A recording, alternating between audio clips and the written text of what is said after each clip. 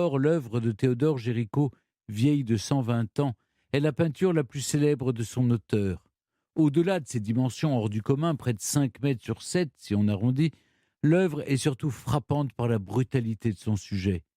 Ce que Géricault montre, c'est l'espoir fou des quelques survivants qu'on voit agiter un drapeau pour attirer l'attention enfin d'un navire qu'on voit au loin, mais surtout la saisissante image d'un désastre, d'un véritable charnier marin.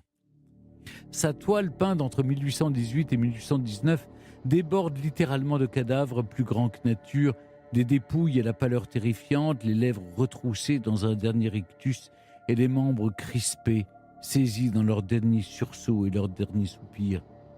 Le réalisme de Géricault ne doit rien au hasard.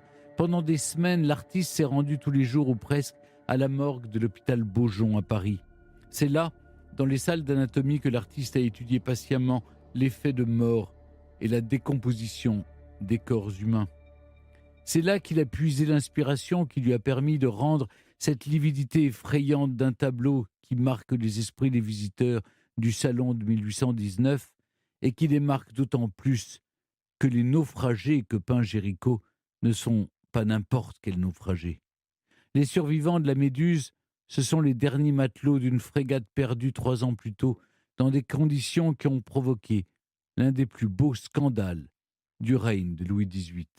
Oui, pour comprendre pourquoi l'une des plus belles frégates de la marine française a laissé son nom au fameux radeau peint par Géricault, il faut revenir au début de la Restauration.